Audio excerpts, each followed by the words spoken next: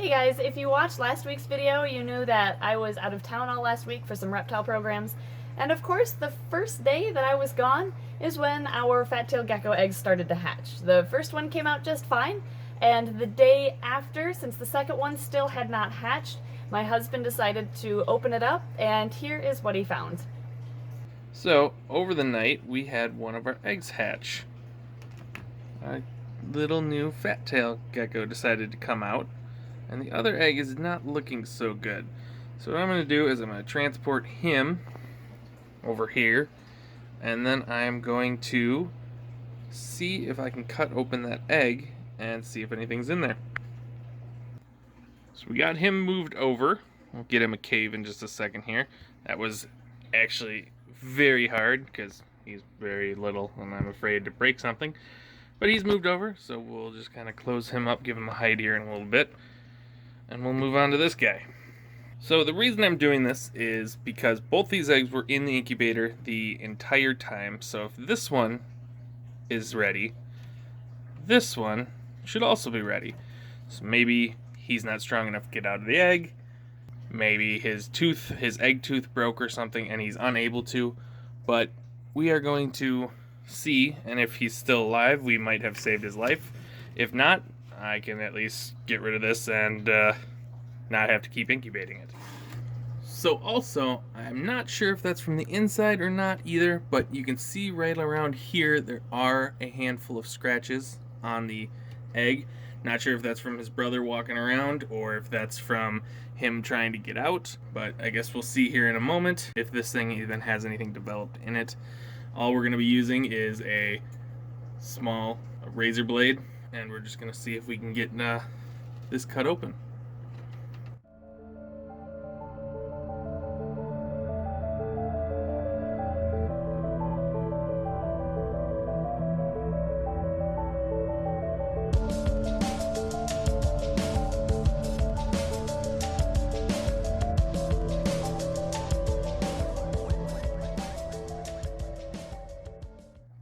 So I do see some development in there. However, I do not see any breathing or moving. And there is a whole lot of pink fluid next to them. So I'm pretty sure this is a stillborn. Well, not really born because he never really hatched himself. There is a little bit of something in there, but like I said, I don't see any movement. I don't see any breathing or anything, so I think this little guy did not make it.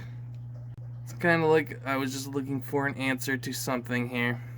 So we'll get him all the way out and see how far he developed.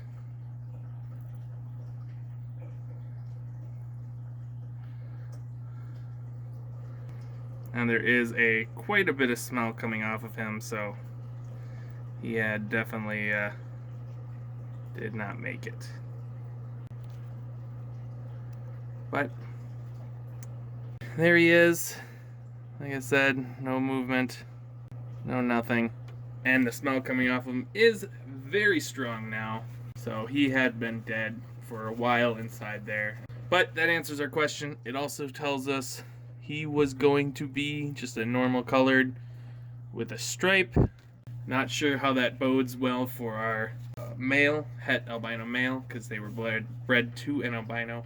And this is the third baby we've had successfully reach this point, and all three of them have now been normal coloration.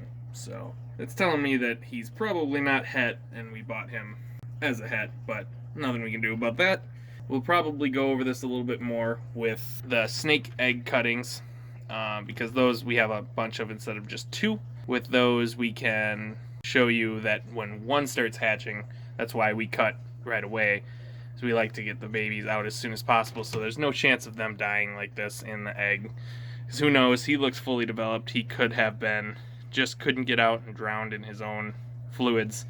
So we cut, so they have a hole right away, so they all get out. But we will be showing you that more when the snake eggs are ready to go. But we do have this guy, which is kind of cool. First gecko baby we've hatched. And he is so tiny. Like, that is a dime next to him. It's almost impossible to move him from that container to that container. But we got it done. He's happy. He's running around. We wait a week before feeding him because he's still living off that yolk that's inside of him. And then he should be good. He'll shed and he'll be ready to eat. He's bouncing all over the place inside. He's going to go find that cave right now. So kind of sad that the second one didn't make it, even though it was fully developed. So next time we have learned that we will be opening or cutting the second egg as soon as the first one starts to hatch.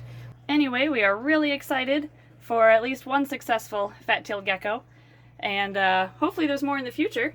But for now, we just have him, and pretty soon we have a clutch of snake eggs that's about to hatch. They're actually due today, so that will hopefully be next week's video. So thanks for watching. We'll see you next time.